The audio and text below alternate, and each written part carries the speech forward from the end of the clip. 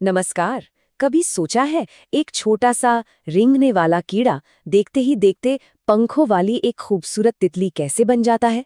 सच में ये प्रकृति के सबसे हैरान कर देने वाले बदलावों में से एक है। तो चलिए आज इसी शानदार सफर को करीब से समझते हैं। तो सवाल ये है कि ये खूबसूरत तितली आती कहाँ से है। देखिए, ये कोई जादू नहीं है। इसके पीछे एक कमाल की वैज्ञानिक प्रक्रिया है जिसे कहते हैं पूर्ण कायापलट या कंप्लीट मेटामॉर्फोसिस। आइए इस पूरी प्रक्रिया को एक एक करके समझते हैं। तो तितली की पूरी जिंदगी चार बिल्कुल अलग अलग कमाल के पड़ावों में बटी होती है। सबसे पहले अंडा, फिर लार्वा, उसके बाद प्यूपा और आखिर में जाकर एक पूरी तितली। तो चलिए एक एक करके इन सभी पड़ावों को देखते हैं। तो इस पूरी कहानी की शुरुआत होती है एक बहुत ही छोटे लेकिन सबसे जरूरी पड़ाव से, अंडा। यहीं से समझ लीजिए जिंदगी की नींव रखी जाती है। अब देखिए, तितली का अंडा सिर्फ एक छोटा सा गोला नहीं होता, ये तो एक तरह का लाइफ कैप्सूल है। और जो मादा तितली होती है वो इसे बहुत सोच समझकर किसी खास पौधे के पत्ते पर रखती है। क्यों? ताकि जब इससे लार्वा बाहर निकले तो उसे खाना ढूंढना ना पड़े, भोजन बिल्कुल तैयार मिले। और मजे की बात तो ये है कि ये अंडे इतने छोटे होते हैं कि कई बार तो नजर भी नहीं आते।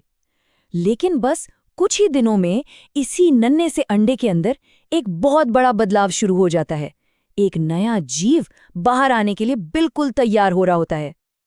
और फिर अंडे से बाहर निकलता है लार्वा, जिसे हम सब कैटरपिलर या सुंडी के नाम से जानते हैं।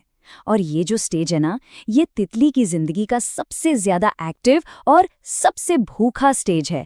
इसे तो एक चलती फिरती ईटिंग मशीन भी कह सकते हैं। इस स्टेज का सिर्फ एक और एक ही मकसद है, बस खाते रहना। कैटरपिलर अपने वजन से कई कई गुना ज्यादा खाता है। ऐसा इसलिए ताकि वो तेजी से बड़ा हो सके और अगले सबसे रहस्यमय पड़ाव के लिए ढेर सारी एनर्जी जमा कर सके। मतलब कैटरपिलर की पूरी दुनिया बस खाने के ही इर्द गिर्द घूमती है। वो जैसे जैसे पत्तियां खाता जाता है उसका साइज इतनी तेजी से बढ़ता है कि उसे अपनी स्किन यानी केचुली कई बार उतारनी पड़ती है। ये सब तैयारी है अगले बड़े बदलाव की। अब आते हैं उस स्टेज पर जो बाहर से तो एकदम शांत दिखता है, लेकिन अंदर ही अंदर प्रकृति का सबसे बड़ा जादू चल रहा होता है। हम बात कर रहे हैं प्यूपा स्टेज की। तो होता यह है कि कैटरपिलर अपने चारों तरफ एक मजबूत सा खोल बना लेता है जिसे कहते हैं क्रिसलिस। पर यह सिर्फ एक कवर नहीं है, ये तो एक तरह की मैजिकल वर्कशॉप है जहां कैटरपिलर का पूरा शरीर मतलब पूरी तरह से टूटकर एक तितली के रूप में फिर से जुड़ता है। अगर बाहर से देखेंगे तो लगेगा जैसे कुछ हो ही नहीं रहा है। क्रिसलिस एकदम शांत किसी पत्ते या टहनी से बस लटका रहता है। लेकिन ये जो शांति है ये सिर्फ एक छलावा है। असली एक्शन तो सारा अंदर चल रहा है। और ये एक कमाल की बात दिखाता है कि सबसे बड़े बदलाव अक्सर खामोशी में ही होते हैं।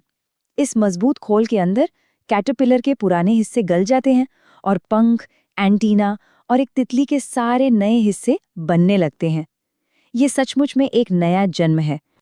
और फिर कई हफ्तों के इंतजार के बाद आखिरकार वो पल आता है जब ये बदलाव पूरा होता है। क्रिसलिस की खोल टूटती है और एक बिल्कुल नया जीव दुनिया में कदम रखता है, एक खूबसूरत पंखों वाली तितली। तो ये है तितली का फाइनल फॉर्म। अब वो रेंगने वाला कीड़ा नहीं बल्कि उड़ने वाला एक खूबसूरत जीव है। और अब इसका मेन काम है फूलों का रस पीना और एक साथी ढूंढना, ताकि जिंदगी का ये पहिया, ये साइकिल आगे बढ़ सके। अपने इन्हीं नए पंखों के सहारे तितली एक फूल से दूसरे फूल पर उड़ती फिरती है और फिर वो अपनी जिंदगी का मकसद पूरा करती है। वो अंडे देती है और उसी साइकिल को फिर से शुरू कर देती है जहां से उसकी अपनी कहानी शुरू हुई थी।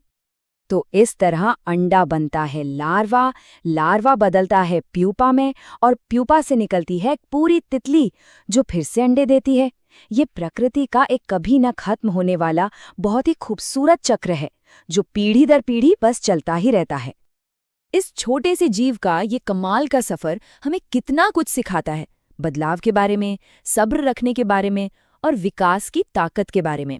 तो अगली बार जब भी कोई तितली दिखे तो ये जरूर याद आता है कि वो सिर्फ एक खूबसूरत जीव नहीं बल्कि एक अविश्वसनीय कहानी की जीती जागती मिसाल